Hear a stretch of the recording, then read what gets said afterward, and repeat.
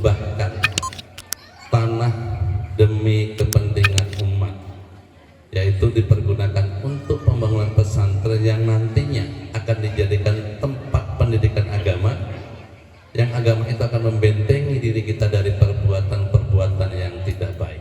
Sudarlun Dayah merupakan benteng terhadap pengaruh negatif globalisasi dan penyakit masyarakat yang terjadi dewasa ini. Hal itu disampaikan Bupati Aceh Singkil Dul Musrid saat peletakan batu pertama Pondok Pesantren Hajani Muslim Bukhari AZ Zamzamiyah di Desa Cianjo-Anjo Meriah, Kecamatan Gunung Meriah, Selasa 11 Januari 2022. Tepung tawar yang pertama langsung dengan Pak Bupati.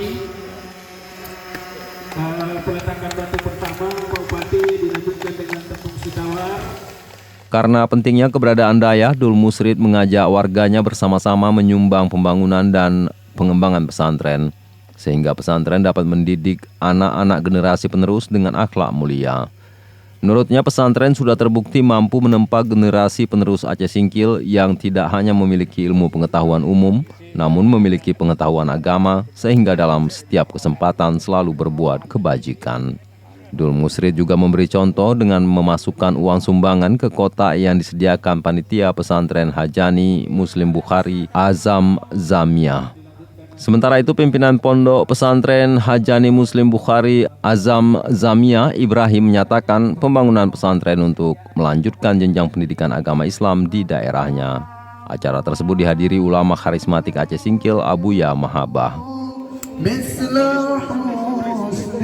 Juga memberikan apresiasi yang setinggi-tingginya. Pertama, tentunya kepada almarhum Bapak Haji Muslim bersama keluarga, tanah demi kepentingan umat, yaitu dipergunakan untuk pembangunan pesantren yang nantinya akan dijadikan tempat pendidikan agama, yang agama itu akan membentengi diri kita dari perbuatan-perbuatan yang tidak baik, perbuatan-perbuatan yang dilarang oleh Allah Subhanahu wa Ta'ala. Dan sekarang gencarnya, banyaknya yang kita terima, bukan hanya pejabat tetapi masyarakat juga melaporkan anak-anak sekarang yang banyaknya terpengaruh dengan globalisasi.